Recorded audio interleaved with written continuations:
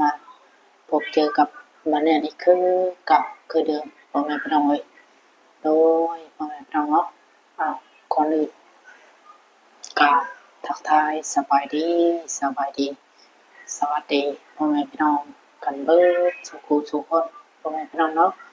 ว่าจะเป็นพี่น้องฝั่งไทยฝั่งลาวหรือทางต่างประเทศพ่อแม่พี่น้องเนาะก็ยินดีต้อนรับเข้าสู่ช่องของบ้านแอดบ้านนาอีกแล้วพ่อแม่พี่น้องเนาะเช่นเก่าเช่นเคยพ่อแม่พี่น้องเลยก็นี่พ่อแม่พี่น้องเนาะทางบ้านแอดก็มารีวิวแอคเซนต์ให้กับพี่กับน้องเฮาแจ้งพี่แจ้งน้องเฮาเนาะก็สองพี่น้องที่บ้านแอดได้เคยลงคลิปไปพ่อแม่พี่น้องเลยเนาะก็คือน้องบุญทวีตอนนี้พ่อแม่พี่น้องเลยแล้วก็น้องสายฟ้ามีการรับข่าวดีพ่อแม่พี่น้องก็คือมีผู้หลักผู้ใหญ่เพิ่นส่งเงินส่งคำผ่านช่องทางของงานบาลีเพิ่นพ่อแม่พี่น้องสมทบเฮ็ดเฮือนเฮ็ดชาติให้น้องเพิ่นพ่อแม่พี่น้องเนาะตอนนี้ก็ต่อก็ดีมุกดีใจน้ำน้องเพิ่นหลายพ่อแม่พี่น้องเนาะที่ว่ามีผู้หลักผู้ใหญ่เอ็นดูเมตตาสงสารน้องๆเพิ่นพ่อแม่พี่น้องเนาะจังไดก็ขอบคุณหลายๆพ่อแม่พี่น้องเนาะที่ว่าเอ็นดูเมตตาสงสารน้องพ่อแม่พี่น้องเนาะจังไดก็วันนี้ก็สิพาพ่อแม่พี่น้องไปเบิ่งไปชมเนาะเพราะว่าตอนนี้ก็ทางบาลีเพิ่นน่าจะเพิ่นจะสั่งอย่างใหม่อย่างมาประมาณนี้แหละพ่อแม่พี่น้องเนาะแต่เมื่อก็วันนี้ก็ได้เบิ่งแต่ในคลิปคร่าวๆพ่อแม่พี่น้องก็มีเงินจำนวนหนึ่งพ่อแม่พี่น้องก็คือเงินน่าจะเป็นเงินทางผู้หลักผู้ใหญ่เพิ่นส่งให้ทางบาลีมาสมทบเฮ็ดเรือนเฮ็ดชาติให้น้องเพิ่นนั่นแหละพ่อแม่พี่น้องเนาะทางใดก็ไปเบิ่งไปชมนำกันพ่อแม่พี่น้องเนาะคลิปนี้ก็เนาะมาในมื้อนี้ก็ไปเบิ่งไปชมในคลิปของอ้ายบาลีเพิ่นพ่อแม่พี่น้องเนาะไปอะไรก็ไปเบิ่งไปชมนำกันที่สำคัญตอนนี้ก็ขออนุญาตเจ้าของคลิปเนาะก็คืออ้ายบาลีเพิ่นเด้อพ่อแม่พี่น้องเนาะโอเคพี่น้องก็ไปเบิ่งไปชมนำกันเลยพ่อแม่พี่น้องว่าน้องเพิ่นดีใจส่ำใดพ่อแม่พี่น้องเนาะว่าเห็นแล้วก็น่าสงสารน้องเพิ่นพอสมควรพ่อแม่พี่น้องเนาะไปพี่น้องอยากเข้านะอยากเข้าพี่น้องกับบริมีข่าวดีมาแจ้งน้องพันตืบเนาะมีข่าวโดยมีข่าวดีเรื่องค่าสร้างพี่น้องมีทางใจดีท่านหนึ่งเพิ่นฝากเงินค่าสร้างบ่ได้ว่าหยังหรอกมาสมทบเพิ่นน้องเพิ่นนี่เฮ็ดได้ก็ได้เพิ่นฝากเงินมา10,000เนาะ10,000 บาทมันก็ได้อยู่6ล้านปลายๆนี่แหละพี่น้องเดี๋ยวนี้ก็6ล้าน7นี่แหละบริก็เลยมื้อนี้สิมาแจ้งข่าวดีน้องเพิ่นก่อน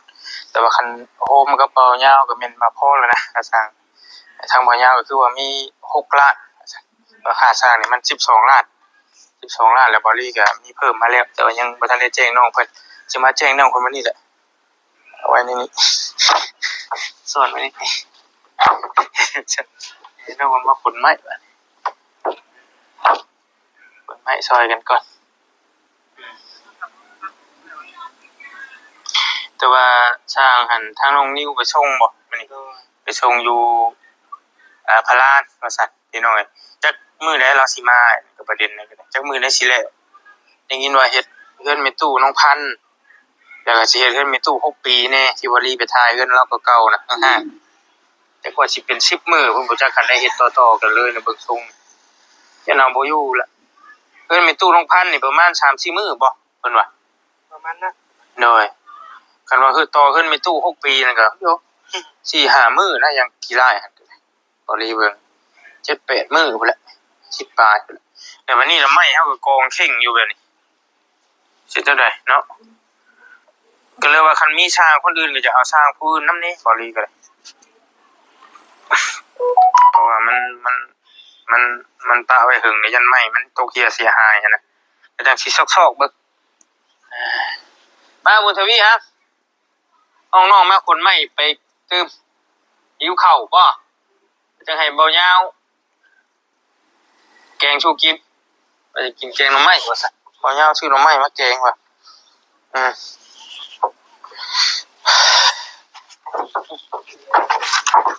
ปึ๊บไปดีนะเด้อแล้วเราบ่เกี่ยวข้าวแล้วแหละจะมัดบ่หรือเกี่ยวมื้อนี้มัดเอาจนแดงนี่น่ะคอมันก็คนละสีนี่จะสวยบ่เลยเอาหมดที่แล้วจาก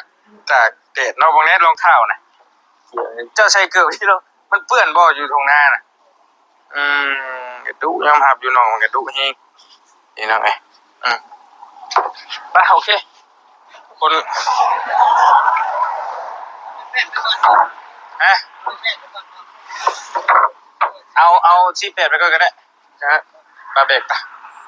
คนไปบ่ได้นับทำนี่บ่เจ้ากล้าว่าบ่เฮียติบ่เฮียดอกอ้ายว่าเนาะว่าดอกสิเฮียอะไรจะได้ตัวนี้ได้อยู่บ่ ทางอ้ายเพิ่นน่าจะสั่งไม่มากพ่อแม่พี่น้องเนาะเพราะว่าตอนนี้เพิ่นก็หาสร้างพ่อแม่พี่น้องเอ้ย ไม่ดีก็ได้บ่ได้เป็นของค่อย อ๋อไม่ก็หลายเติบพ่อแม่พี่น้องเอ้ยเนาะ คนไว้แล้วจำนวนนึง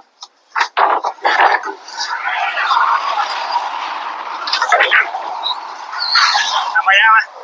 จับใช่ป่ะช่วยกันได้มั้ยแล้วจะกินหน่อไม้น่ะโอเคข้างนี้บ่ถนัดข้างนี้เอาอีกอันนึงเอาอีกอันนึงสามอันได้บ่โอเคเบิ่งหน้าไปยาวกันเบิ่งมือเด้อมือผู้นึงทางสื่อนะทราบได้บ่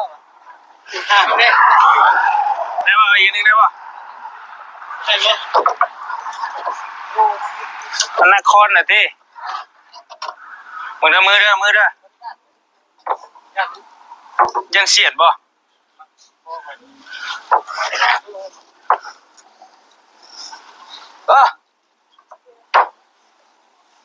ต้องไปทวี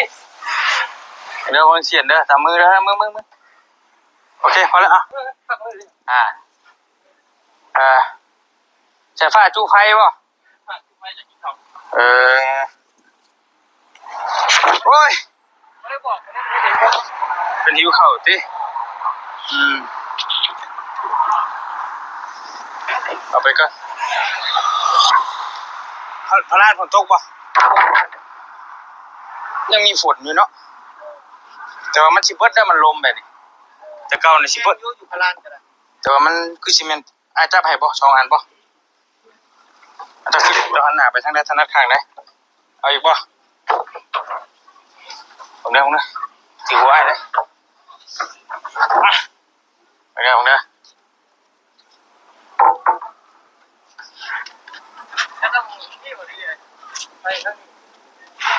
เร็ว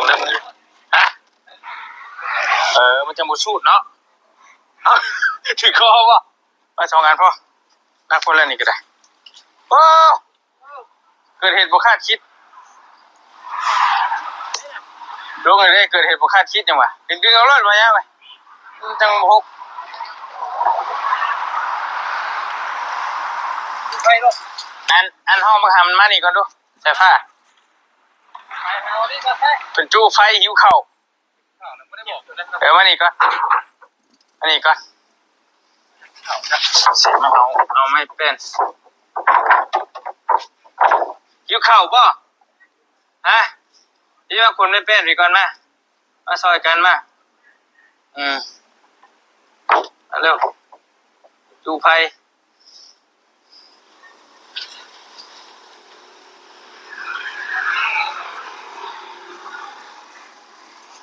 เนี่ยไม่เป็นนี่ก็ได้นี่ จะจะบ่คนละอันบ่อันนี้บ่มันจะมันจำมาตัวนี้บ่จ้ะปึ๊บผ่านยังไงเอาถุงยังมาไว้นี่ล่ะบัดนี้ฮะเอาแล้วมานี่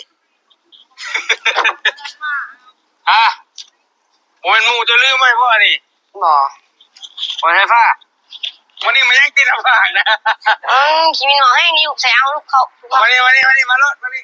ทางอ้ายเพิ่นเอาเงินมาเซอร์ไพรส์น้องเพิ่นพ่อแม่พี่น้องไว้เนาะเอาแล้วเบิ่งรูปบนทีวีมีแต่ว่าถุงมีแต่ว่าพอดีแล้วต้มชูกันกินนะมื้อเว้นนี่บ่แม่นมีฮะบ่แม่นมีแล้วได้มาจกมาเบิ่งบ่แม่นมีจังได๋ก็มีแล้วว่ะชื่อบ่แม่นมีจ้ะโอ้เฮ้บ่มีเนาะมีเงินนำ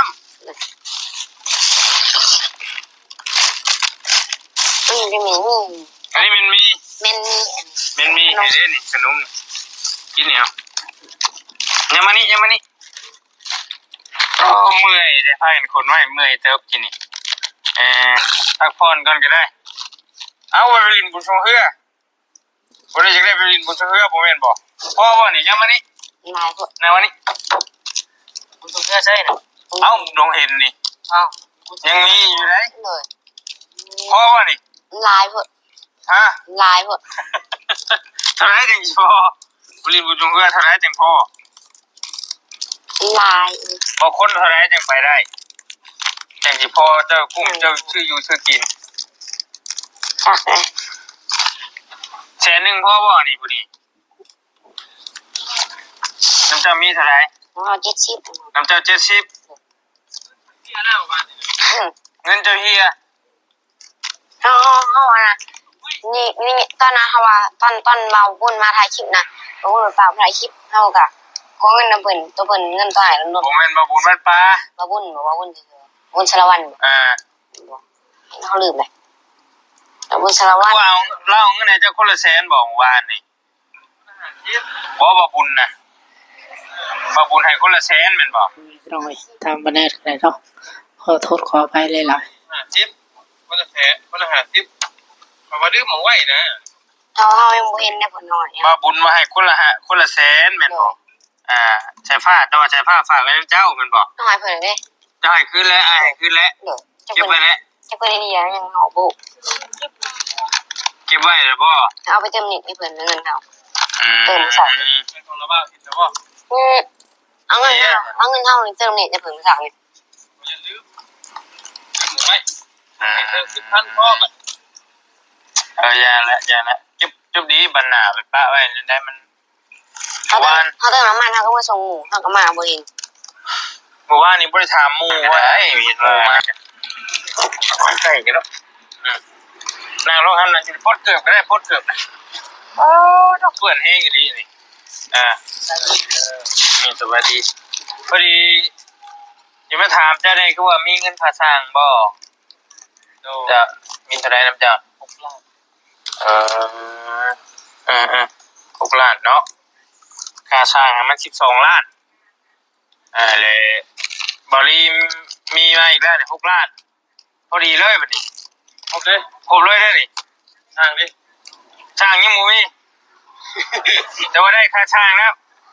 ตบมือตบกันแม่ตบมือได้แล้วพี่น้องเอ้ยพอแล้วบัดนี้พอดีมีเอ้ยใจดีเพิ่นท่านนึงเพิ่นอยู่ทาง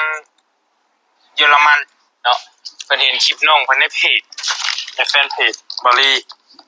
เพิ่นก็เลยฝากมาให้10,000 บาทกับบริไลประมาณ6ล้าน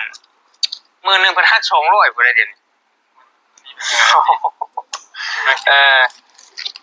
ก็ยังเหลือ 9,800 พี่น้องคันว่าเพิ่นหัก200ก็ได้เพิ่นสิหาซื้อเพิ่นก็กับบริมีอยู่ประมาณตีไป6ล้าน6แสนซะ6ล้าน6แสนกีบตีเพิ่นหักค่าธรรมเนียม 10,000 บาท พี่น้องเอ้ยเนาะก็พอดีสมทบก็บ่ยาวก็พอดีเลยบัด12ล้านเป๊ะเลยโปะเชะ อันนี้ปิดจ็อบตัวดังเทิงๆบ่ ก็ยังว่าบ่ได้ตัวนั้นอีกเด้ตัวอันเดินไม่ยังไม่ฉลาดน่ะ ลบอ๋อเป็นลมบ่ บ่แม่นเป็นล้มน่ะตัวนี้ ลบ แก้มมัน แก้มคิ้วมันนี่ก็โอ้แล้วแต่ผู้สิเว้ามันเป็นนั่นนะเอามุ้งสังกะสีเลยเฮาตอกไม้ฉลาดใส่น่ะตัวนั้นก็ยังจะสิบ่จักทับอีกนั่นก็แล้วก็อันไม้ที่สร้างเพิ่นสร้างมานี่เพื่อเฮาก็บ่ฮู้เพิ่นก็ว่าไล่บ่อยากให้มันเหลือจักสิพอหรือบ่พออันนี้ก็ได้แต่ว่าซ้ำนึงเพิ่นสร้างมา ก็ นี่ ไงคือต้องสร้างมันก่อนเนาะ แม่นเฮ็ดเบิ่งตัวจริงก่อน มันอาจจะมี แม่นแต่ว่าค่าสร้างนั้นได้แล้วตอนนี้พออยู่พี่น้องเอ้ยถ้าว่า12ล้านได้แล้วครบแล้ว แต่ว่าบัดนี้ปัญหาสร้างหั่นน้องนิวไปส่งเพิ่นหาก็ไปส่งเพิ่นมื้อเช้านี้ มันเทิม แม่นไปเฮ็ดเพิ่นไปตู้โรงพัน อยู่ทางแบ่งก็มีบ่วะคือว่าบ่ระเบาก็บ่ระเบาวงแล้วก็เป็นสางบ่สางอีกเดือน แต่บ่ฮู้ว่าเพิ่นสิมาจักมื้อหั่นสิเฮ็ดเฮือนไปตู้โรงพันแล้วก็สิไปเฮ็ดเฮือนไปตู้6ปีอีกเฮาก็ยังบ่รีก็ยังบ่หุ้นอยู่ตอนนี้เรื่องสร้างนี่ก็เลยว่าสิเอาไผเด้กันว่าสิบ่เอาที่ไม่อ่านนี่ก็ได้แต่ว่าที่ไม่อ่านเฮาก็เห็นสีไม้สีมือแล้วแล้วก็ราคมราคาก็ได้ฮู้แล้ว12ล้านอาหารการกินเราเฮ็ดกินเองข้าวสารเราซื้อมาเองเรานึ่งกินเองหมดทุกอย่างนะ ถาเรา ประมาณนั้น ถาเรา แต่ว่าได้ใส่ความเห็นเจ้าส่วนโตวพอฟังบ่ราคานี้ประมาณ 18,000 ปลายๆนี่แหละ ตามพี่น้องเพิ่นที่คอมเมนต์มาก็ว่านักอยู่เนาะแต่ส่วนตัวเพิ่นแล้วว่าเพิ่นหากินเองเด้พี่น้องเนาะเพิ่นหากินเองทางปากกับน้ำเนาะก็พอฟังอยู่ เพราะว่าบางคนบอกว่าหลังคามันคือกันกับเพื่อนน้องพันมันบ่คือได้บ่คือได้เวลาเอาขึ้นนี่ของตีไม่ต้องโซล่ามันอีกเด้มันก็ความละเอียดมันแตกต่างกันอีกเด้ คือในราคานี่หั่น12ล้านนี่หั่นหรือว่า 18,500 บาทประมาณนี้ คือให้เรากบไม้ทุกอย่างนะแล้วก็ตีแก้มมันตีไม้สลาใส่น่ะมุ้งแบบว่าทุกอย่างเบิดเฮ็ดเบิดเลย ชุดเทิงน่ะ ชุดเทิงน่ะ มันน้อยเลยมันต่างกันกับตัวนั้นได้บ่ดีต่างกันกับที่ว่าเฮือนเป็นเฮือนใหม่อีกเด้มันต่างกันได้ ยากกว่าได้ ยาก มันเฮ็ดยากกว่านิดนึงเฮ็ดดิน แต่ แต่ว่าก็คือบ่ยากว่าได้พี่น้องเพิ่นหลายคนรวมทั้งแม่ผู้ที่เพิ่นซอยนี่เพิ่นก็ว่าราคามันก็ค่อนข้างจะสูงไปนิดนึงอยู่ลูกเอ้ยว่าซั่นเพิ่นก็ส่งมาหาบอดี้อยู่ แต่ว่าบอดี้เองก็ยังบ่ได้ นี่ล่ะ ยังบ่ได้โตอหยังแล้วนะเพราะว่าเราเอามาสำนั้นแหละก็สำนั้นเลยโอเคเดี๋ยวเฮาสิพิจารณาเบิ่งก็ยังบ่ได้ตอบตกลงเราว่า มาเสียเราดี สิเอาหรือบ่เอานี่ก็บอดี้ก็แค่ไปถามเราก็บอกมาว่าเราก็ว่าราคาซอยแล้วหั่นน่ะเราเอาน้ำบอดี้ก็เราว่าอ้ายเอาราคาซอยน้ำเอาซ้ำนี้แหละเรา12ล้านอยู่กินเองก็เพิ่นว่านั้นเฮาก็เลิกกันยังบ่ทันอยากโตอยากหยังหั่นน่ะ ไม่มือเขาเห็นแล้ว แม่นละเพิ่นว่าอันนั้นก็แต่ว่าบอดี้ก็ยังเป็นกลางๆอยู่ยังบ่ทันว่าถูกหรือว่าแพงก็คือบอดี้ยังบ่ได้ตอบตกลงว่าเอาหรือบ่เอาหั่นน่ะแต่ว่ามี FC บางส่วนเพิ่นก็คอมเมนต์มาเพิ่นบอกว่าอยากแพงหน่อยนึงนะประมาณ 15,000 หรือ 16,000 นี่น่าจะพอดีลูกเอ้ยว่าซั่นเพิ่น เราก็ยังบ่ได้ต่อเด้ ยังบ่ได้ต่อแล้ว ก็มาต่อยังแรกก็แล้วอาจสิลดให้อยู่เบิ่งจัก17,000ก็ยัง เบิ่งเขาทับกันเด้อ โดยบอดี้ก็ยังว่าจะเป็นกลางๆอยู่หั่นนะยังบ่ทันอยากอันนั้นเพราะว่าเงินเฮาตอนนั้นน่ะยังบ่พอแล้วบัดนี้น้องบุญทวีเพิ่นก็เสนอมาเพิ่นบอกว่าสร้างในบ้านนี่ก็มีแม่นบ่เนาะ ได้ มีหลายคนอยู่ แต่ว่าเรื่องสีไม้สีมือ เซ่ช่างนะอ่านเขาเห็นนะเป็นรังตัวนั้นเด้ ไอ้ สีดำนะหลังคาสีดำนะ ใกล้ๆนี่ โดยสร้างในบ้านนี่ บ่ให้บ่แม่นคนผู้นั้นบ่เราอยู่เฮือนบ่ เราอยู่นำบ่าวต้องเอาไปอันน่ะปะคนเขาสลาไปเกี่ยวเขาสลานะ สร้างบ่นั่นก็ โดย ตอนแรกเลยนะแล้ว เนี่ยนะ แล้วจักบ่ให้มาช่วยจ้ะนี่ โอ้ กันว่าเขาเอาช่างแถวนี้หัน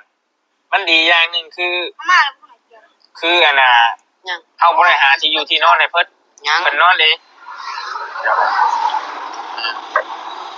และเราเที่ยวไปเที่ยวมาก็ได้ใกล้ๆนี้เข้าน้ำซ้ำปลาเราเมื่อกินเฮือนเราเองก็ได้นะพูดถึงก็ได้สร้างแค่นี้ก็แล้วก็ว่าไปอีกอย่างนึงก็เรื่องราคาบ่ฮู้ว่าเพิ่นสิเว้านำเท่าใดแล้วก็สีไม้ลายมือก็ยังบ่ทันเห็นแต่ว่าสีไม้ลายมือคือเขาให้อ่านเท่านั้นเราเห็นแล้วหลายคนก็ว่ามักเราเฮ็ดงามแม่นคักหลายคนก็ว่างามหลายคนก็เห็นดีนะว่าอยากให้ซอยลุงอาจนำแน่คือสิโอเคนะเพราะลุงอาจเราก็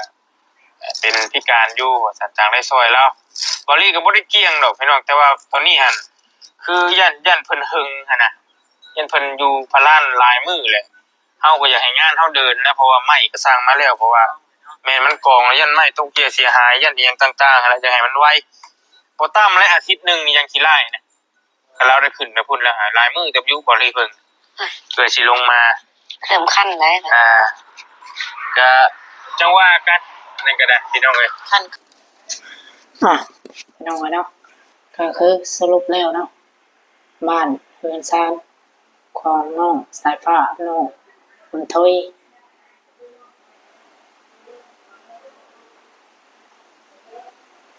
ก็ดำเนินการต่อไปพี่น้องเนาะจังใดก็ดีใจดีมุกดีใจน้ำน้องคนหลายคนพี่น้องเนาะที่ว่ามีผู้หลักผู้ใหญ่มีดูมีตาสงสาร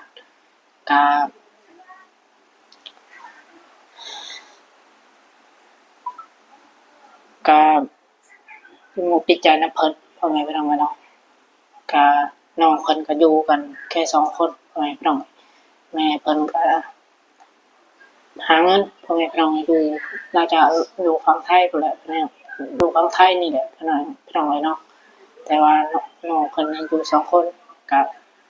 สงสารน้องเพิ่นพ่อแม่พี่น้องเนาะก็เรียนน้องก็ดำเนินการต่อไปพ่อแม่พี่น้องสรุปแล้วเนาะอันนี้ได้เบิ่งแล้วก็ดีมุกดีใจน้ำน้องเพิ่นพ่อแม่พี่น้อง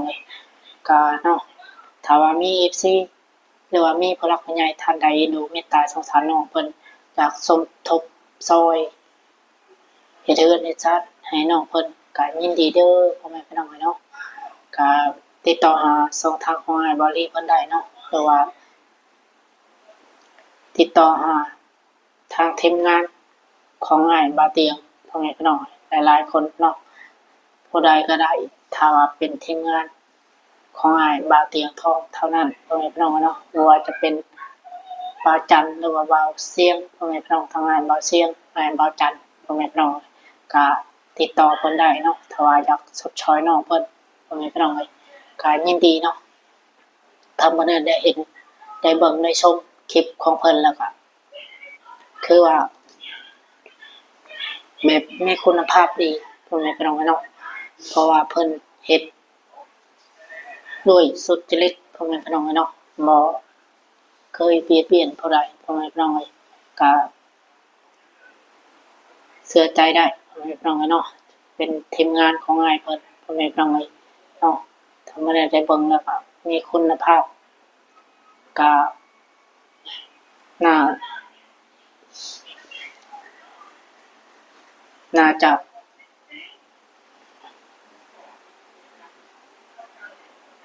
มีความดีความงามอะไรพ่อแม่พี่น้องเนาะที่เพิ่นเฮ็ดออกมาเนาะ